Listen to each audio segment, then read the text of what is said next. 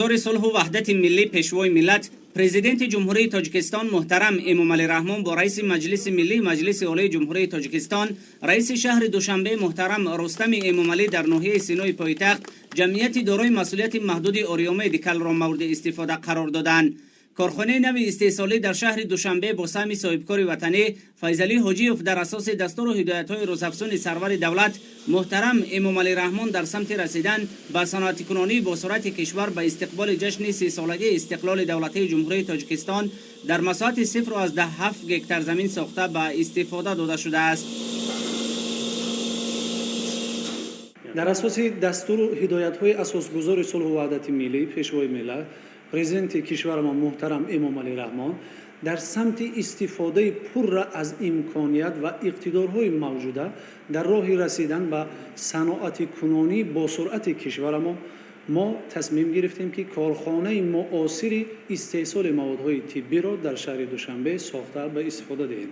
در کارخانه محصولات استحصال شونده واردات عوض کننده و اینچنین به صادرات نگرانیده شده طبق طلبات و استانداردهای جهانی و اینچنین طبق استاندارد و طلبات‌های مخصوصاً GMP استحصال و به صفت بلند استحصال می‌گردند. متخصصان محلی مستقلانه در رفت استحصالات شرکت می‌ورزند که این باعث می‌گردد باز هم سطح بلند استحصالی و صفتناکی محصولات باز هم بلندتر گردد. ما صاحبکاران وطنی در جواب به دستگیری‌ها و غمخوری‌های پیشوای معظم ملت محترم امامعلی رحمان کوشش میکنیم که سهم خود را باز هم در رشد و آبادانی کشور عزیزمان و رشد استحصال محصولات وطنی گذاشته باشیم.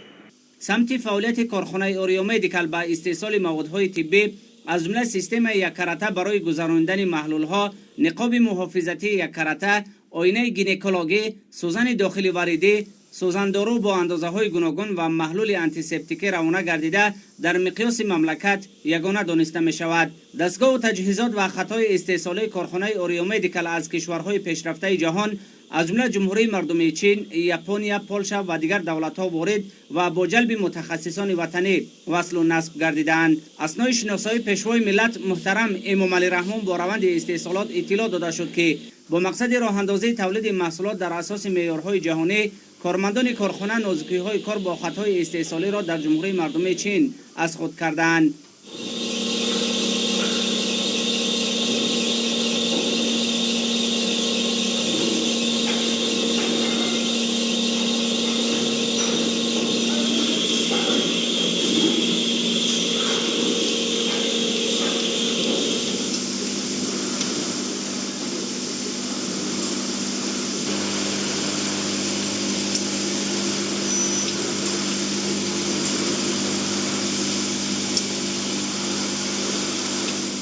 تجهیزات و دستگاه‌های کارخانه جمعیت دارای مسئولیتش محدود اوریومدیکال از کشورهای پیشرفته جهان وارد و مصرف گردیدند. قبل از آنکه در این کارخانه فعالیت خود را آغاز نمایم، نوزگاه تکنولوژی ها را در جمهوری مردمی چین پورا حسود کردند. در این کارخانه به حیث مهندس تکنولوژ پورا فعالیت می‌کنم و کوشش می‌کنم که سهم خود را در هدف استراتژی دولت و حکومت جمهوری تاجیکستان یعنی صنعت‌کنونی با سرعت مملکت گذارم. ما از آن می‌کنیم که در وطن عزیز ما صلح و ثبات کامل پایدار است و برای ما شهروندان تمام امکانات‌ها برای فعالیت در دلخواسته‌ها مهیا می‌باشد. استحصالات کارخانه معاصر صنعتی در پایتخت مملکت عوض کننده واردات و صادراتی میباشند. اقتدار استحصالی کارخانه در یک روز 138,000 دانه سیستم یک بار استفاده شونده، 273,000 دانه نقاب محافظتی یک کرته، 11,000 دانه آینه گینکولوژی، 13,000 دانه محلول های آنتیسپتیکی، 400,000 عدد سوزندارو با اندازه های گوناگون و 41,000 دانه سوزن داخلی واردی می باشد. با اطلاع مسئولان در یک سال امکان است که در کارخانه 50 میلیون عدد سیستم یک بار استفاده شونده برای گذراندن محلول ها، 100 میلیون عدد نقاب محافظتی یک کرته، 15 میلیون عدد سوزن داخلی واردی، 3.5 میلیون عدد آینه گینکولوژی، 150 میلیون عدد سوزندارو با اندازه های گوناگون و 5 میلیون عدد محلول های آنتیسپتیکی استحصال کرده شود. کارخانه امکان دارد که در آینده استحصال سوزندارو با اندازه های گوناگون را به 300 میلیون عدد رساند. به فعالیت آغاز نمودن کارخانه اوریومدیکال امکان می‌دهد که واردات این نوع مواد طبی از خارج به مملکت کاهش و طلبات اهالی با چنین محصولات از حساب استحصال کنندگان وطنی پورا تامین کرده شود. با مورد استفاده قرار گرفتن جمعیت دارای مسئولیت محدود اوریو مدیکال 200 نفر شهروندان مملکت که اکثرشان زنان و بانوان می باشند در 2 بس با جای کار دائمی و معاش خوب تامین گردیدند.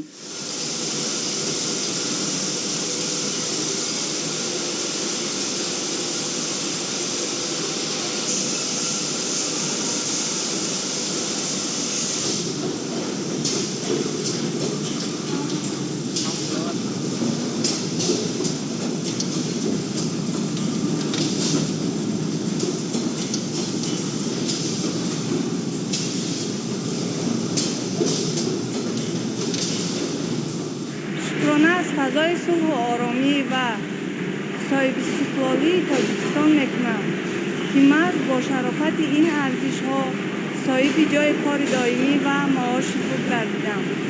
طی سالهای اخیر بنیاد چنین کارخانه های معاصر استحصالی امکان فراهم آوردند که ساکنان پایتخت مملکتمان شهر دوشنبه با جای کار موافق تامین گردند. خوشبختانه من نیز در برابر ده‌ها نفر دیگر در این کارخانه معاصر استحصالی با شغل دائمی تامین شدم.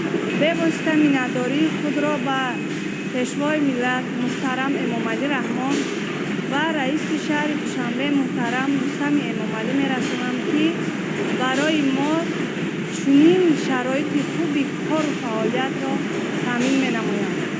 کارخانه اوریو مدیکال دارای 4 میدانچه استحصالی و حجره‌های یاریرسان، 1 میدان وصلکنی، اینچنین انبارهای محصولات خام و تیار می باشد. کارگاه وصلکنی کارخانه از 6 قسمت عبارت بوده. تجهیزات آن از جمهوری مردمی چین و الکترونیکا و کامپیوترها از ژاپن دسترس گردیدند. در میدان سیخ قالبی اوریو مدیکال 4 تجهیزات از جمله نیشه ساز و چشمک برار وصل و نصب گردیده امکان است که در یک روز 400,000 دانه قسمت‌های علاهیده سیستم یک کرته استحصال کرده شود. موادهای طبی استحصالی کارخانه پس از پورا وصل و نصب گردیدن مورد آزمایش قرار گرفته بعداً بند و بست می‌گردند. پرزیدنت مملکت محترم امامعلی رحمان ضمن بازدید از شرایط خوب کاری برای زنان و بانوان مملکت در کارخانه نوی استحصالی در شهر دوشنبه با اقدام صاحبکار وطنی بهای بلند دادند. میانه‌داری خود را به پیشوای ملت محترم امامعلی رحمان و رئیس شهر دوشنبه محترم رستم امامعلی میرسانم که محض با دستگیری آنها این کارخانه استحصالی با فعالیت آغاز کرد. من قبلا خانه‌نشین بودم و با شرافت استقلالیت دولتی در این کارخانه با جای کار تامین گشتم. وظیفه من در کارخانه اوریو مدیکال از جابجاگذاری محصولات آماده می باشد. در این کارخانه تمام شرایط کاری برای ما زنان و دختران مهیا می باشد. با استفاده از این شرایط کوشش میکنم که در تامین هدفهای در پیش گذاشته شده سهم خود را گذارم. در حقیقت در کارخانه اوریو مدیکال برای ما کارمندان همه شرایط ها فراهم گردیده است. ما زنان دختران تاجیکستان اظهار سپاس خود را و پرزیدنت مملکتمان و رئیس شهر دوشنبه میرسانیم که ما با دستگیری آنها صاحبکاران وطنی چنین کارخانه های مساعد را ساخته و استفاده می‌دهند. ما در جواب بر همکاری های رهبریت عالی مملکت کوشش میکنیم که سهم خود را در حفظ دستاوردهای استقلالیت گذاریم و برای خلق و وطن عزیزمان خدمت نماییم. مورد استفاده قرار گرفتن کارخانه معاصر استحصال موادهای طبی با اقدام صاحبکار وطنی در زمینه هدایت‌های همیشگی پیشوای معظم ملت محترم امامعلی رحمان در شرایط فعلی جهان که نارسایی این گونه محصولات در برخی از دولت‌ها علاقه به مشاهده می‌رسد خیلی با مورد می‌باشد. محصولات تیار کارخانه بعد پورا بند و بست شدن به حجره بی‌ضررگردانی داخل و در مدت 8 ساعت با اکسید اتیلن بی‌ضرر گردانیده می‌شود. میدانچه بی‌ضررگردانی کارخانه از 2 تجهیزات از جمله کامرای مخصوص بی‌ضررگردانی دارای اقتدار 18 متر مکعب، کامپیوترهای نظارتی و تکنولوژی‌های پیشرفته جهانی عبارت میباشد. ضمن شناسایی پیشوای ملت محترم امامعلی رحمان با جریان فعالیت میدانچه بی‌ضررگردانی کارخانه اطلاع داده شد که پس از این مرحله محصولات به مدت 5-10 روز در انبارها نگهداری و با دسترس کردن خلاصه مقامات دخلدار دولتی به فروش برآورده می شود. کارخانه در مجموع دارای 3 انبار از جمله انبار اشیاء خام و انبار محصولات تیار می باشد. انبارهای نگهداری محصولات کارخانه در اساس طلبات موجوده جهانی جهازانیده شده با گیگرامتر و پسیخومتر مجهز کرده شدند. вақте ки маҳсулотҳои истеҳсолшаванда ҳама марҳилаҳои истеҳсолиро мегузаранд, яке аз марҳилаҳои ниҳоӣ ва ниҳоятан ҳам муҳим ин марҳилаи тазриқшавии маҳсулотҳои тиббӣ мебошад.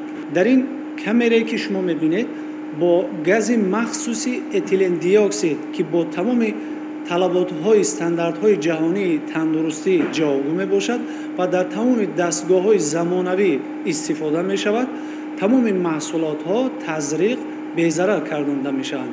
баъди гузаштани ин марҳила маҳсулотҳо тамоман безаҳр ва таъмизшуда мегарданд.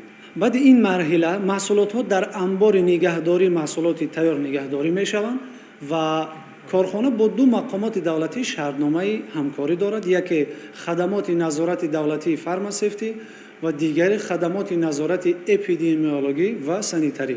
баъди нигаҳдорӣ дар амбори маҳсулоти тайёр намунаи маҳсулот ба ин мақомотҳо пешниҳод карда мешавад ва баъд аз гузашти 5 рӯз боз 5 рӯзи дигар маҳсулотҳо дар амбор нигаҳдорӣ мешавад ва баъди ба даст овардани сертификати мутобиқати маҳсулот барои фурӯш омода мешавад.